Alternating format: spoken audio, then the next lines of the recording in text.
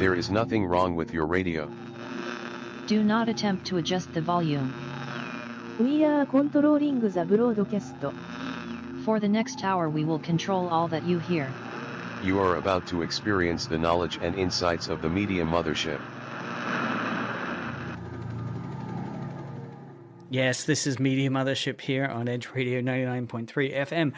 We're set up, I believe, we're streaming on YouTube and Twitch as well as live on edgeradio.org.au. I hope so. So too. I'm Craig, joined by my co-host Ronan. Hey, Ronan. Yo. And today's show, as always, we look at how media can shape our understanding of the world around us.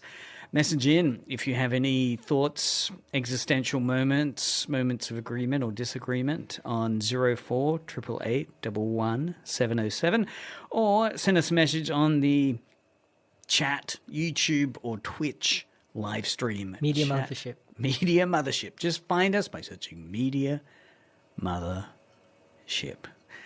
And today's show, we're looking at a number of stories that point to shifts around how media blurs reality, whether that's games that make us feel like we're actually in a place, or AI that behaves like a person, and stories that move across media formats. So all this and more on today's exciting show. Yep, we're going to dive into the commentary track for the 1978 Superman movie with some amazing deep dives into the production dilemmas facing that CG, old school filming process. But before we do that, a quick media and pop culture roundup. There's some really interesting patterns I've been noticing in my media analysis laboratory with all of my mad conspiracy pins on the board. Media is starting to behave more and more in a way that's reflecting reality. So the first weird story, getting into it, it's my stings. Oh. It provides story transition moments for the audience to gear up for the first story. Games as feeling spaces we can feel in. Now, the first story I want to jump into, if I can bring it up, is actually Helldivers 2. Helldivers, you're a bit of a video gamer, Ronan. Helldivers 2. What happens in the video game Helldivers 2? You're a helldiver, and you shoot either bugs or automatons.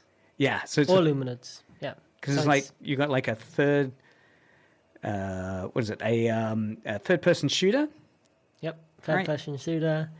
You have stratagems, and you place them down. And it's got like a PvP and PvE setting to it. I mean, not really PvP. I mean, if you try to PvP in that game, I don't think people will like you. That's right. Sorry. Yes, it's not like Ark. It's not like Ark Raiders. No, Ark Raiders is PvP, but Helldivers is mostly PvE. Yep.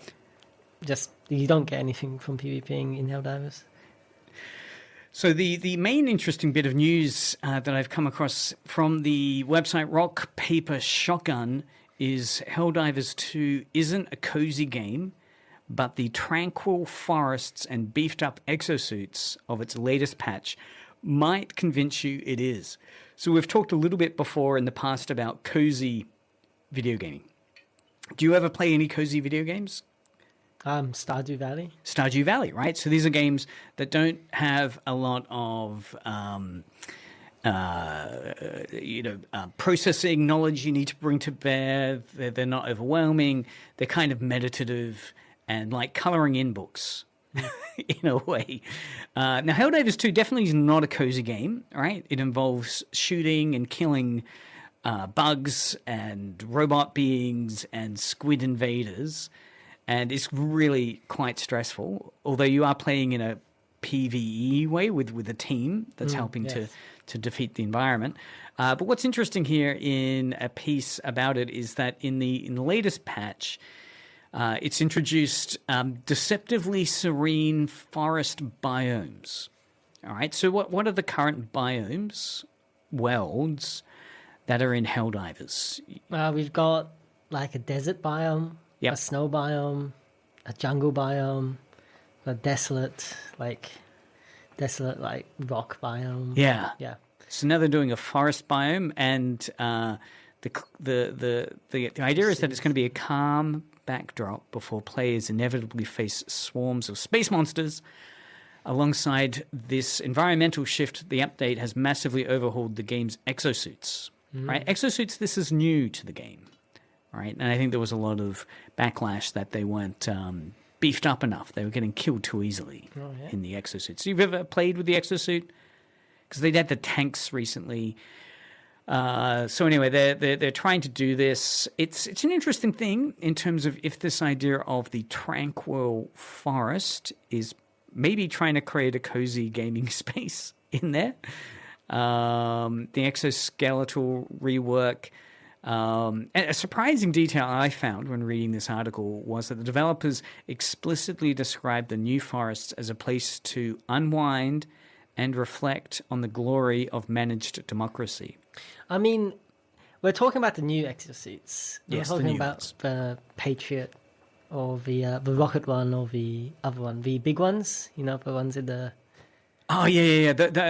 Yeah, because you had the ones Nice. that have been there in the base game, Yeah. or early on in the game's development, and these are new ones that they've put into it. kind of like light. Yeah, and it's interesting. Of course, the other thing about Helldivers is that it is a kind of parody a la Starship Troopers around a fascist dictatorship that is masquerading the term managed democracy. So it has this wonderful kind of in-joke about the kind of fascist politics in this world.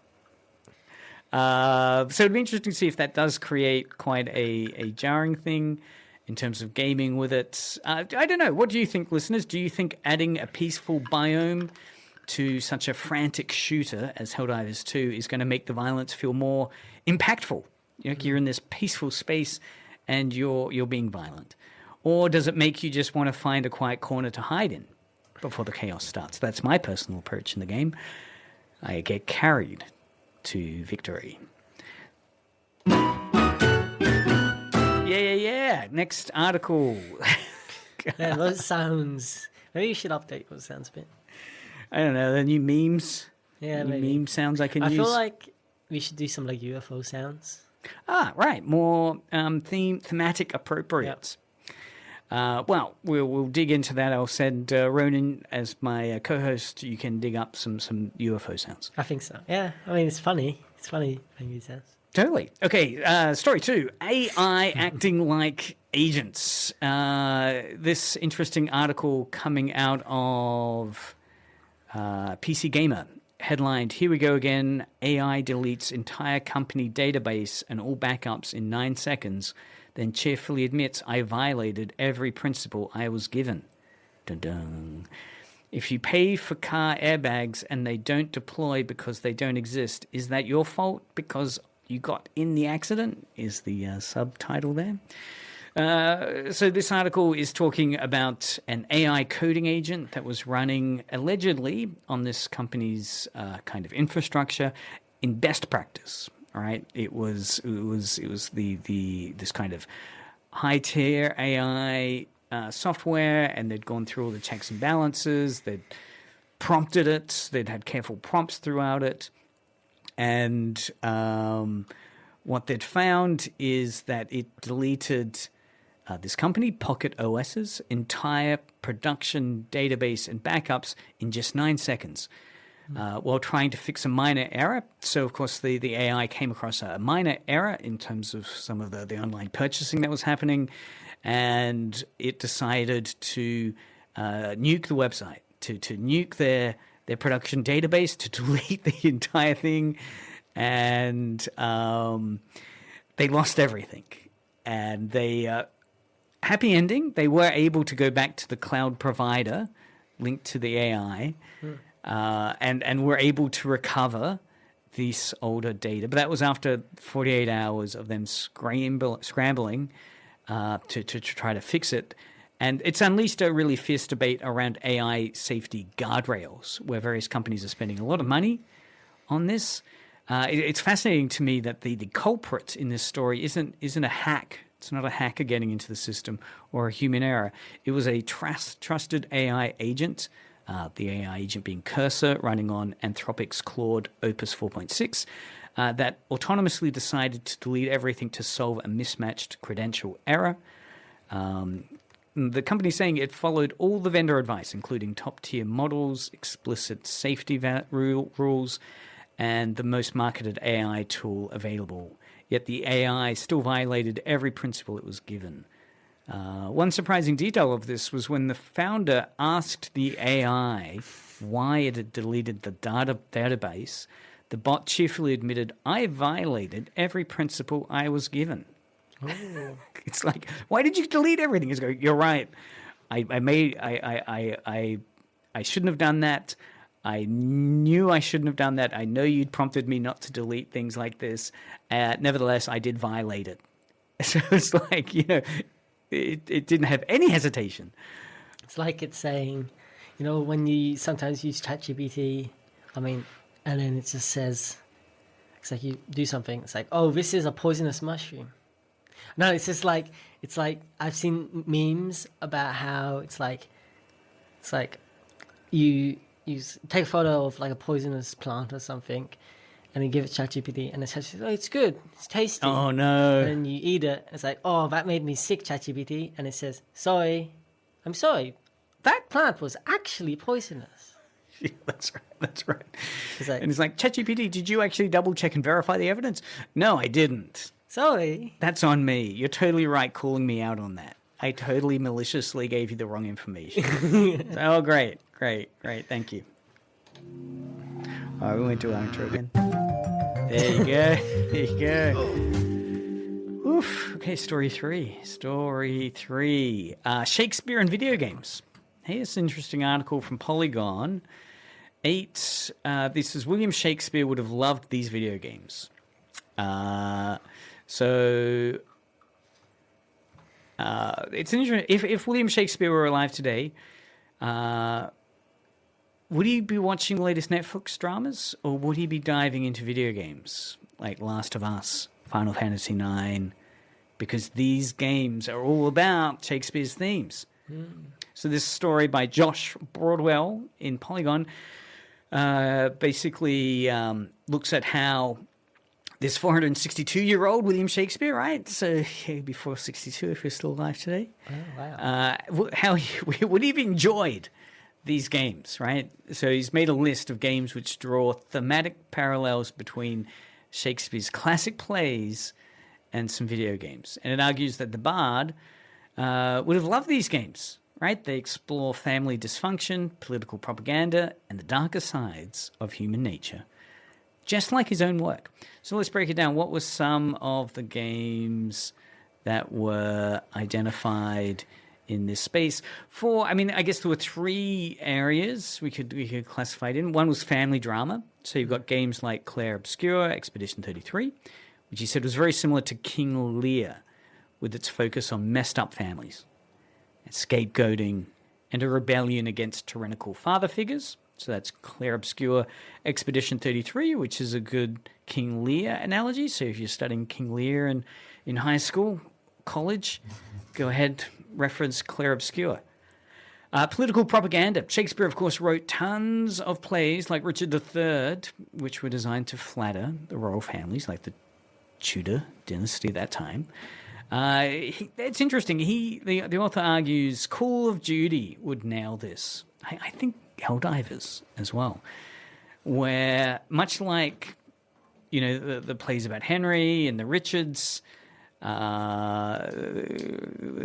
Call of Duty also has a kind of similar setup with the military-industrial complex. So basically, comparing the way in which Shakespeare was writing political propaganda for the Tudor dynasty to the way Call of Duty is creating political propaganda for the military-industrial complex of the US.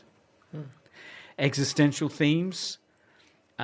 You've got a comparison between Last of Us and Macbeth, right? The article provides some depth in terms of saying both articles are seen as being nihilistic, when maybe they do explore the darkest extremes of the human soul. Yeah, Dragon Quest 11 sees as having some similarities to The Tempest. One thing about Dragon Quest 11, which is interesting, at the end of that section, he says, granted, the themes of racism and colonialism that plague The Tempest are absent in Dragon Quest, but it did have, so this is Dragon Quest did have a bigoted war crimes denier for a composer. I had no idea. Wow. SMS in now. For any thoughts? Crusader Kings 3, my favorite game.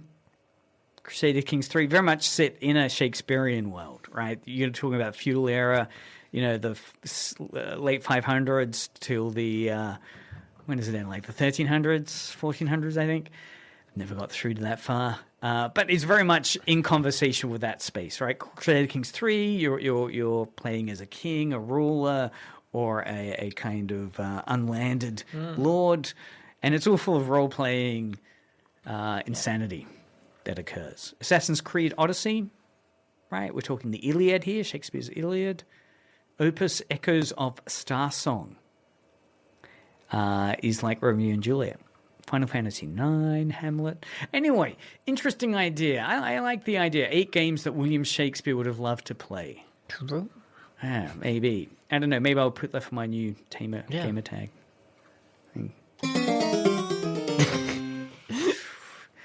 Bit old. All right, actually, let's play a little intro to this. This is a TV show that is currently going gangbusters. Here's this red button do? It'll explode the station. It'll explode. There's a red button in the studio. Don't press it. All right, so in the background, the music we can hear is from the series From, which I think is, many people have pointed online, it's a really, really bad name for a TV show. F-R-O-M, From. In its early few seasons, it was just so difficult to find through Google search From, information about From TV, because of course From, it's such an innocuous word. Anyway, the news about From is, so this is from Games Radar, headlined, an under-the-radar horror show that's set to end after 5 seasons, has just been rated as one of the best shows of the decade in Rotten Tomatoes. So this is really a problem where you've got shows hidden in these streaming services. This one, called From, is from MGM Plus streaming service. So really difficult to get, or it's another streaming service just to get the series, but it's earned a perfect 100% Rotten Tomatoes score for its 4th season. I think it's on Stan, right? Okay, yeah, in Australia, Stan. And the previous seasons have all been above 90%. So it's a really... I've seen some episodes, and the premise basically is local town sheriff, Boyd Stevens, is leading all these unwilling residents who are trapped in this town that is kind of like a prison to fight off all these monsters. It's a very Stephen King-like environment. Yeah, I've seen some clips on YouTube Shorts. It's really cool. Yeah. It's shocking that a show, though, with such consistently high ratings, all above 90%, and a near-perfect Season 4 score, is still considered under the radar and is set to end after 5 seasons, rather than running much longer. It'll be interesting what the Breaking Bad fans think. Breaking Bad episode... 5 seasons is pretty... Still really good, yeah. I think it's still... And in fact... The Boys ran for 5 seasons. 5 seasons, yeah. So, what's Invincible at? I think it's a 4 season. It's interesting about the ratings, 100%, because, of course, we talked previously about how the Breaking Bad fans had been review bombing the Fallout series because it was rating really strongly, and up until that point, Ozymandias was the only perfect episode in I think it's Rotten Tomatoes. And so to keep that, they'd been review bombing other TV shows as they started to threaten the Breaking Bad episode's reign as the only perfect episode in TV history. And it unleashed a civil war of fandoms across the different fan communities. They were each review bombing each other. So Ozymandias is no longer 100%. It's now gone dipped down as revenge strikes were made by other fandoms, including Star Wars fans, The Boys, and other shows. It'd be interesting to see if From can survive this fan review bombing war that's out. Last little bit of news is, again, from Games Radar, Far Cry. The video game Far Cry showrunner believes games are built in a way that doesn't make for the best drama. So he's not adapting a specific game. So basically, Noah Hawley from Fargo and Legion TV fame is producing a Far Cry TV series. So Far Cry is a video game set in the contemporary world. You're a kind of mercenary guy. The series, but he's explicitly in interviews stated that he's not adapting any specific game from the Far Cry series and franchise. He argues that video games are structurally designed in a way that doesn't make for the best drama. Ooh. So he's creating an original story that dialogues with the brand themes instead. Yeah, it's interesting. I mean, given that Last of Us was considered to adhere quite strongly as an adaptation to the video game, to the TV series is seen to... I mean, there's been some major changes, but nevertheless, it's kept some of the narrative beats really closely. It's interesting here, Hawley saying that, look, it just doesn't work. Particularly, I guess, Far Cry is more open world. So saying the structural weaknesses of player agency and open-endedness just means it doesn't set up good dramatic source material, but the broader theme is. So yeah, maybe it'd be interesting. That's Far Cry. You ever played the Far Cry series? I don't. No. I have to get around to it. It's really good. Yeah, my friends have. Well, it might come across your streaming desk. Yeah, it is. Okay. There is nothing wrong with your radio. Yeah. All right, let's now dive into the discussion of Superman, 1978. So it was Superman's birthday a while back, like 2 weeks ago. So that got me watching the 1978 original Superman the movie.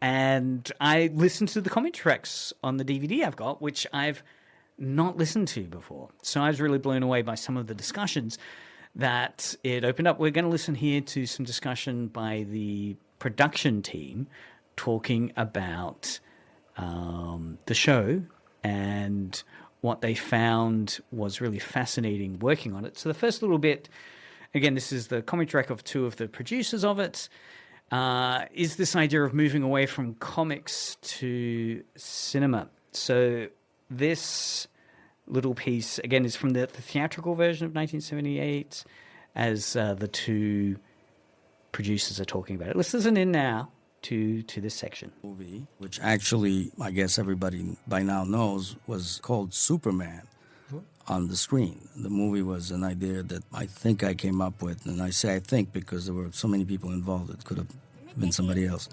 But it was to, make the difference between the comic book and the movie, the big movie. The comic book idea, again, was a combination, and frankly, you see, this is what happens when you have a lot of talented people, is that everybody comes up with stuff, and it's a collaboration, and I don't know who came up with the comic book idea. I know I came up with the black and white, that I do remember, to start in black and white, small screen, and then open to the big screen. That I do remember clearly. And the comic book, I don't know if it was in the script already or what, but the black and white definitely was based on that idea of suddenly, bingo, we go from the small format to the big stuff. So that's Ilya Salkind, who was one of the producers behind Superman. So basically with all media, particularly entertainment media, you have a creative vision, and then you have the business vision, the kind of where the money is that's underpinning the ability to create this creative work. So Ilya Salkind is that money-making side of it. So it's interesting here talking about how the shift from leveraging comic books, because the thing about the 1978 Superman that's so important to remember is that this was one of the films, pretty much many people point to it as the film that helped break superhero comics into mainstream acceptance as cinema, and that cinema and movies can work from comic book sources. And what it was reacting to also was the 1960s Batman TV series and the sense that it was camp, childish. And so this movie was played very much straight, but has this interesting shift he's talking about here at the start of the commentary, moving from this black and white imagery just to inform the, at this point, kind of superhero illiterate audience that, yes, this is a superhero story from comic books, but is being brought in to become an epic blockbuster widescreen movie. So let's listen here now to where it gets, I think, a little more interesting in terms of there's no money. If there's no money, there's no myth. And actually here, that's my father, and without him there would be no movie. There would have been no Superman movie. There would have been absolutely not the figment of a Superman movie unless somebody else would have come up with it later, because he was able to finance the movie. I had the idea, but idea is great, but without money to make a film like this, it's just an idea. So I really pull my hat, and he used to wear hats actually. I pull my hat to, in great gratitude, and even more so I dedicate everything that is linked to Superman to him and all the other films he did, obviously. Hello, I'm Pierre. Just before we get into Pierre Spengler's idea as another production talent, I love that line he makes, Ilya Salkind, about without money, it's just an idea. And it's really a blunt, but I think really accurate idea of how modern blockbusters are built. They're built from money, a lot of money, a huge amount of money. This movie, of course, had Marlon Brando. I think he came away with millions of dollars from this, right? He had, I don't know, like 10 minutes, 5 minutes of screen time, like tiny amount. But nevertheless, Marlon Brando, one of the legendary cinematic figures, actors in cinema, to skewer those names like Marlon Brando, Gene Hackman, helped greenlight Superman back in 78. But all that was underpinned by throwing a lot of money at these actors, and also through that huge amount of money, making it defined as a blockbuster, that it was literally going to have people lining up around various blocks. It was going to bust those blocks, which is a literal phrase around people lining up so much for an anticipated movie that they'll be lined up around blocks. So it's not, again, what's interesting here is they're defining Superman not just as a creatively interesting movie to watch, but a movie to understand how important money is to make movies. Particularly where so many people were convinced this couldn't work. Superman wouldn't work as a movie. Warner Brothers, that holds the property, Warner Brothers, which owned DC Comics at that stage, Warner Brothers also just weren't convinced that this project would work. So again, having to bring in an enormous amount of money to be able to drive through that idea that no, we can get successful sales through this. Have you, Renan, have you seen any of the Superman movies, the new or old ones? I've watched some new ones, but I haven't watched. I've got to watch the old ones. Yeah. Well, and I'll be rabbiting on in your ear, talking to you about each part of this. So the next little segment is this idea of the blockbuster moment. Here's a little setup around the idea of the significance of Superman as a blockbuster. We can go to the Virgin Mary. I mean, there are a lot of things here that are, I'm going to use this simple thing again. It's not bigger than life. They're just a universe of life that touches everybody. And I want to point out again that I didn't know about Star Wars, and neither did anybody with us. George Lucas certainly didn't know about Superman, and he started way before. Now, he was also touching something pretty incredible with the Force. And the good force, the bad force, may the force be with you. And then Steven Spielberg was also, with Close Encounter, bringing aliens that were good. And Superman is an alien, right? Which I want to remind, because people forget that. And even more interestingly enough, there was another film that was done I think 2 years or 3 years before, which was The Exorcist, which was exactly the total opposite of Close Encounters, Aliens, the Star Wars, wonderful, Luke Skywalker, and Superman. And so it's kind of interesting. It's almost like there was that film, which was an enormous success, and then there were these 3 films that were really very similar, except they were all different. But they did create something perhaps new. And I wouldn't say it was new since ever.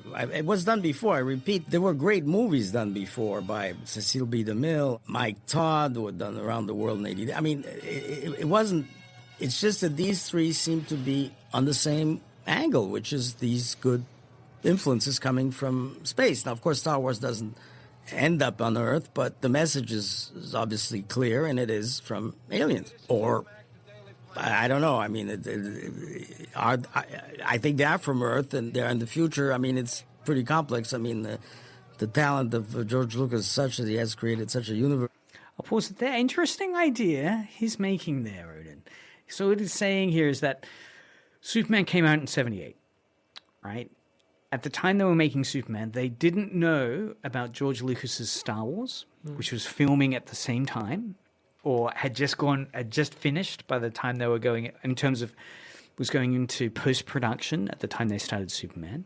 But they didn't realize that. And Close Encounters, another film project they didn't know about. But what Ilya Salkind is speaking to there is the idea that it's striking that you have a couple of films around the end of the 70s, Jaws, Star Wars, The Exorcist, Close Encounters, and this one, Superman, all of which... by different filmmakers, different projects, quite a few of them are science fiction. But Ilya is arguing that they're all responding to the same cultural conditions, that audiences, he's feeling, are ready in the late 70s for big spectacle, big myth, and emotional engagement. That is good and bad, right? So you've got the idea of Star Wars with the Force, good and evil, Darth Vader versus Luke Skywalker. You've got The Exorcist, about challenging and confronting evil. And you've got Superman, again, mythic goodness, right? The Moses myth, the kind of the father sending the son down the aisle in the wicker basket to free the slaves like Moses to take them to the promised land. Similar to Superman, right? So you've got these ideas of at least the producer here saying Superman was part of this shift around, happy story engagements.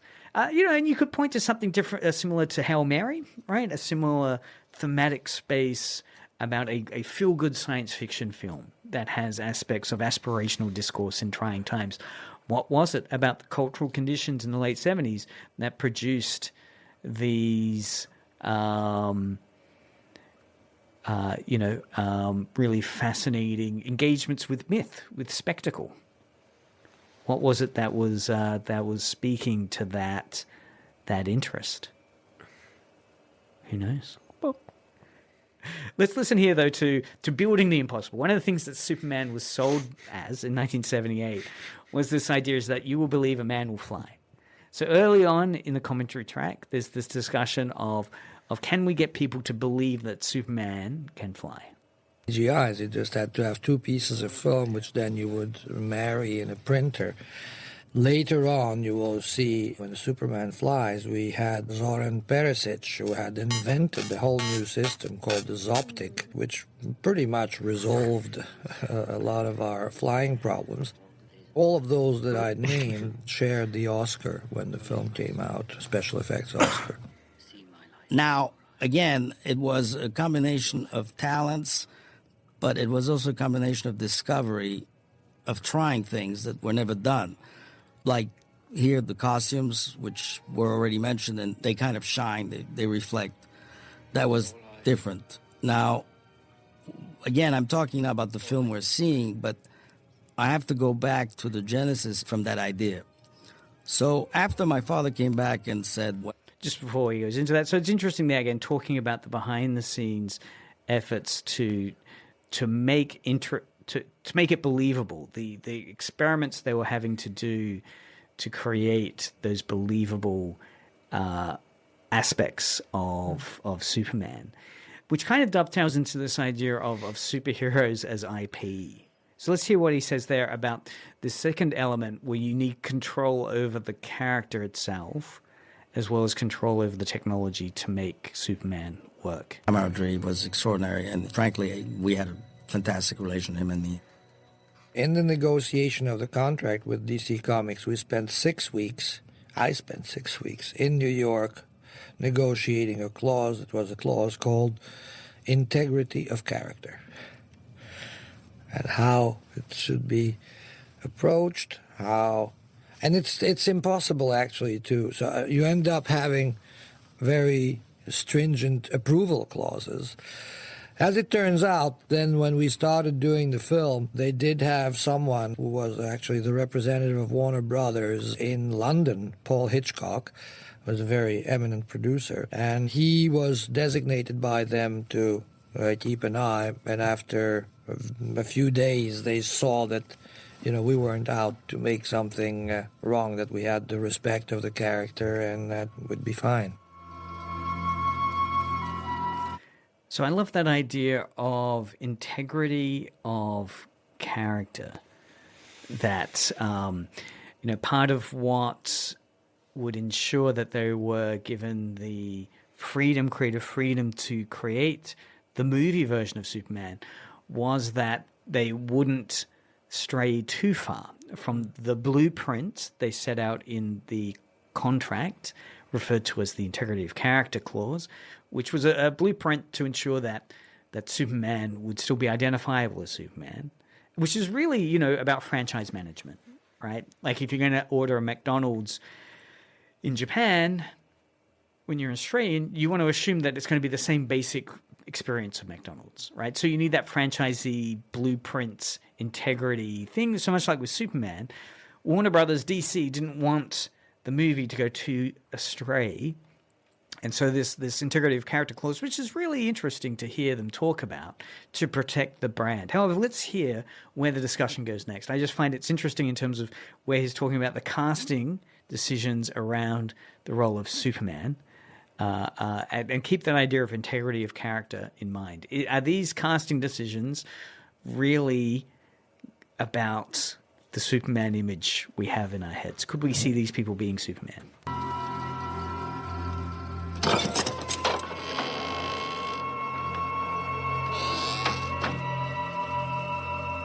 So we're back to the NPP DC Comics situation, where I had made a list, which was actually, it must be somewhere, I don't know where, but that was absolutely hilarious, because they had approved people like Cassius Clay then. They had approved Al Pacino. They had approved Dustin Hoffman. They had approved them. I mean, they could play Superman. It's to tell you how complex this was, because on one side they were extraordinarily protective, and at the same side, or on the other side, they weren't so aware, perhaps, of realities, because as much as Dustin Hoffman is a fantastic actor, I don't think he would have been a great Superman. I don't know. Perhaps he would have pulled it. I know we wanted him for Lex Luthor, and I'll come to that later. But the fact is that it was a very strange list, and it was who was Superman. And, of course, they had approval on everything else, every casting, every set, every costume, everything concerning the movie. And I must say, since the beginning, once we solved the contract problems and agreed, I had my father, I convinced him to call Bill Sarnoff, who was then the head of publishing at Warner's, because we were on these roadblocks, and Pierre was in New York, and it wasn't moving, and there were some business affairs, and I repeat, this very nice guy who turned out to be a pretty difficult guy, but was defending, his company, and it was definitely a very nice guy, except that we couldn't move on, and it was literally stuck. So, well, that's a bombshell for me. That on one hand, you had the show producers, the show talent, creating Superman the movie, 1978, signing off on the integrity of character clause. But then as Ilya Salkind is referring to there, being completely flummoxed by the DC comic book holders with their list of approved actors to play Superman. So this was DC Comics, had provided the producers of the Superman 1978 film, as they were looking around for talent to attach to the film, who was going to play Superman. DC Comics had approved Muhammad Ali, the boxer, Al Pacino, Dustin Hoffman, as being able to play Superman. And again, he's the complete kind of incredulity of Salkind here is just saying, these are great names. Yeah, these are names that would be great to attach to a project to get it green lit, but it's unusable, right? Dustin Hoffman, Al Pacino, could you imagine them as Superman? So at one hand, you've got this discussion about the importance of protecting the brand through the integrity of character clause, but then you seem not to have a partner in DC Comics that fully understands what this brand should look like on the screen. If they're thinking Al Pacino, Dustin Hoffman, or Muhammad Ali will be great talent for the Superman role, it seems absurd. But we'll leave it there on that bombshell. We'll pick up some further discussions around the commentary track for the 1978 Superman movie. It's always worth checking those out. You can discover and come across some fascinating details, such as, Al Pacino or Dustin Hoffman were considered as Superman in 1978. Keep listening now. We'll play some great groovy tunes from Edge Radio. So sit back, enjoy. This has been Media Mothership for another week. You can listen in to previous episodes on Media Mothership's YouTube page or at edgeradio.org.au. Give that a go. And previous episodes are up there at Edge Radio. Thanks again also for Ava. Great show previously with Clarkett. Keep listening to some of the great shows we've got on Thursday and other days on Edge Radio. This has been Craig Norris at Media Mothership for another week. See you next week.